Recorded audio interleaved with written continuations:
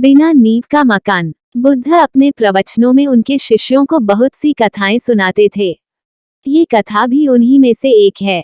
कभी किसी काल में किसी नगर में राम और श्याम नामक दो धनी व्यापारी रहते थे। वे दोनों ही अपने धन और वैभव का बड़ा प्रदर्शन करते थे। एक दिन राम अपने मित्र श्याम के घर उससे भेंट करने के लिए गया। राम ने देखा कि श्याम का घर बहुत विशाल और 3 मंजिला था। 2500 साल पहले 3 मंजिला घर होना बड़ी बात थी और उसे बनाने के लिए बहुत धन और कुशल वास्तुकार की आवश्यकता होती थी। राम ने ये भी देखा कि नगर में सभी निवासी श्याम के घर को बड़े विस्मय से देखते थे और उसकी बहुत बड़ाई करते थे। अपने घर वापसी पर राम बहुत उदास था कि श्याम के घर ने सभी का ध्यान खींच लिया था। उसने उसी वास्तुकार को बुलवाया जिसने श्याम का घर बनाया था। उसने वास्तुकार से श्याम के घर जैसा ही 3 मंजिला घर बनाने को कहा। वास्तुकार ने इस काम के लिए हामी भर दी और काम शुरू हो गया। कुछ दिनों बाद राम काम का मुआयना करने के लिए निर्माण स्थल पर गया।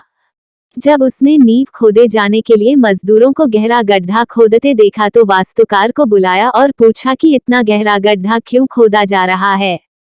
मैं आपके बताए अनुसार 3 मंजिला घर बनाने के लिए काम कर रहा हूँ।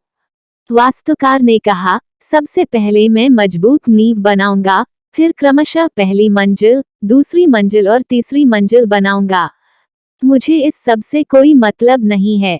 राम ने कहा, तुम सीधे ही तीसरी मंजिल बनाओ और उतनी ही ऊंची बनाओ जितनी ऊंची तुमने श्याम के लिए बनाई थी।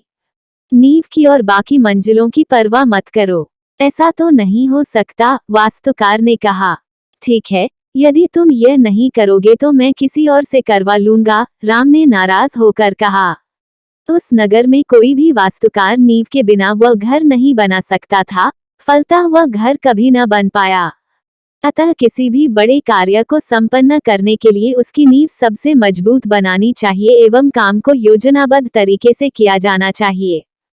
यदि ये कहानी आपको पसंद आई हो तो अपने दोस्तों और अन्य लोगों के साथ शेयर जरूर करिएगा।